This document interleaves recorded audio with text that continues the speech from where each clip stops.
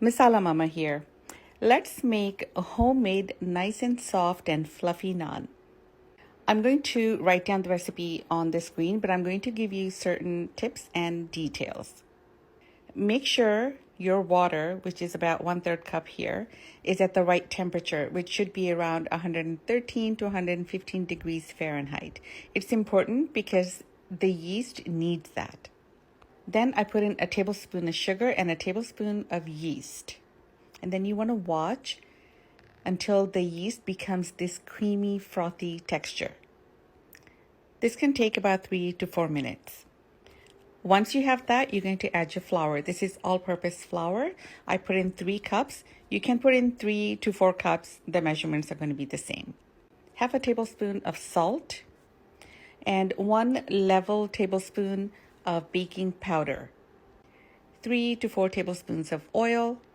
And I have about 2/3 cup of yogurt that I got from the fridge. It's cold, but I want to warm it up, so I add some hot water to it.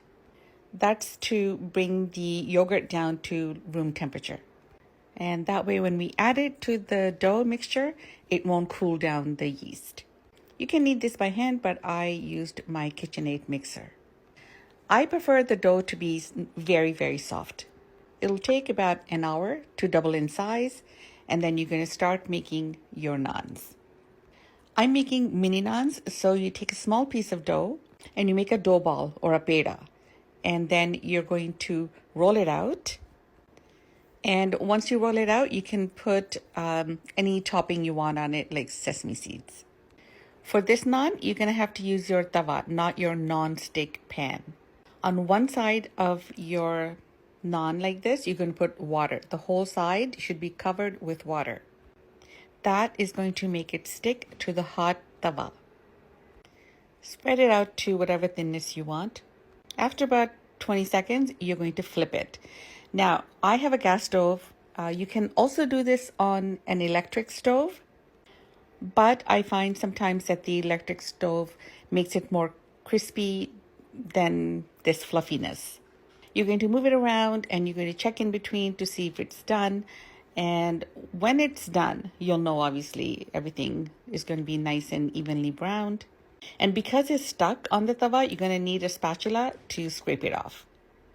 And there you have a nice fluffy homemade naan.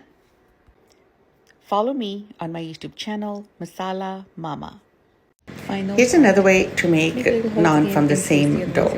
Roll it out, make some holes in it, put some milk on top, sprinkle some sesame seeds if you like.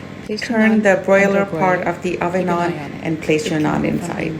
And just keep on checking it until it's light golden, just like this. And this is another way of making the same naans but in the oven.